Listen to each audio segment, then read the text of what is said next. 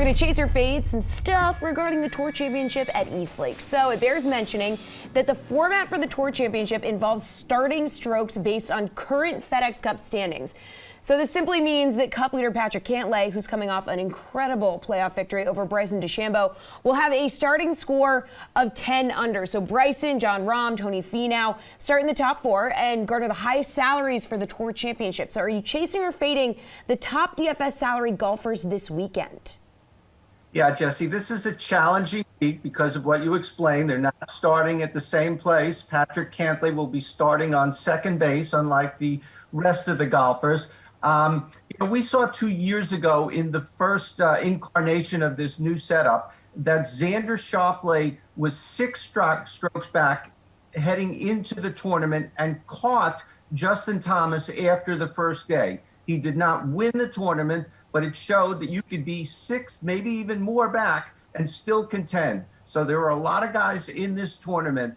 Jon Rahm is 4 shots back, but he is the number 2 guy on the DK board, and I think that's warranted. I think that, he can make that up in a matter of holes. Jon Rahm, of those 4 guys, he's the guy I am chasing. I am fading Patrick Cantlay, Bryson DeChambeau. I think it will be hard to come back and re-energize after last week's exciting playoff.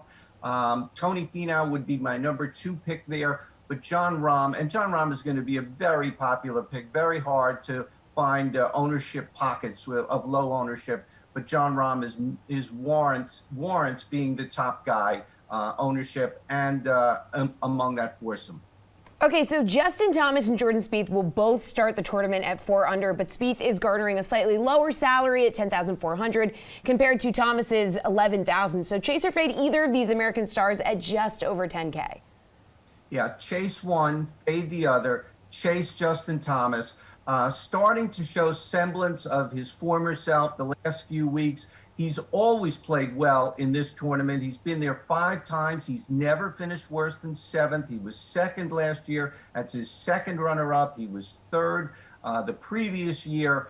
He just loves this course and has spoke glowingly of this type of course, which counts a lot in my book. Jordan Spieth, although he has won this tournament, his still big miss is getting the ball in the fairway, which is very important this week.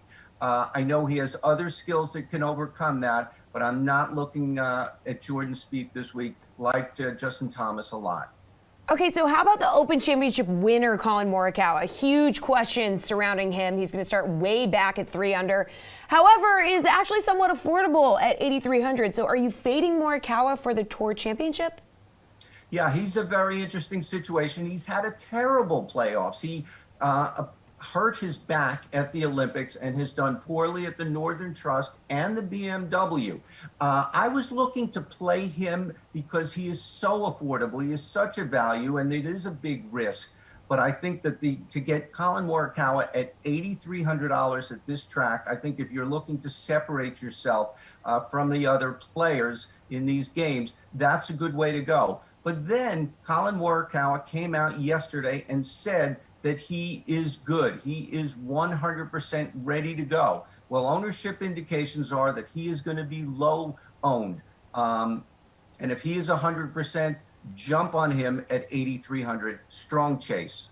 Okay, so Brooks Koepka is always a guy to keep an eye on in big tournaments. He's starting at 2 under, yet only costs $7,800.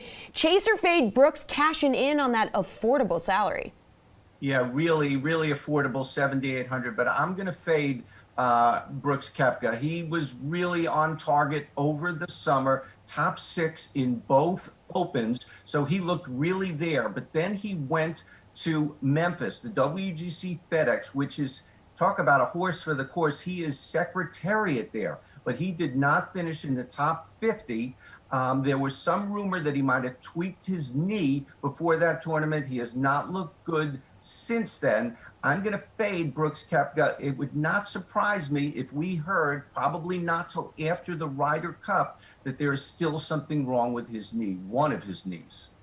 Okay, so is there someone who's completely off the radar, maybe, Len, that you think is going to be a DFS giant this weekend, perhaps?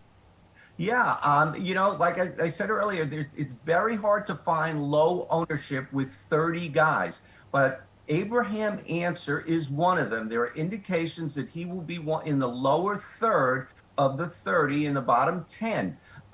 Every golfer, when asked about Eastlake, they say, keep it in the fairway. Keep it in the fairway. Keep it in the fairway. Well, no one does it better in this field than Abraham Ancer. He is sixth on tour in driving accuracy this year. The top five guys are not there. What a season it's been for him. In the same tier with Justin Thomas and Jordan Spieth, talking about rubbing elbows. He won the WGC FedEx. He took a step back in the Northern Trust, did not have a high finish, but last week, top 10 at the BMW shows me he is back on track and not sitting on his big victory and being in cloud nine and all that. I like Abraham Ancer a lot this week at $9,600. Okay, finally, Len, who will walk away with the Tour Championship? What do you think? Gosh, this is so hard. It's so hard with the staggered start and all that.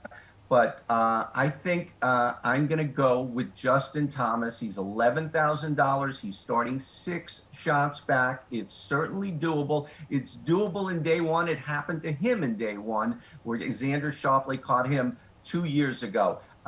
He was runner-up last year, third the year before, really showing signs that he's getting back to being Justin Thomas. And if he wins the FedEx Cup along with the Players Championship, all of a sudden he's in the mix for Player of the Year.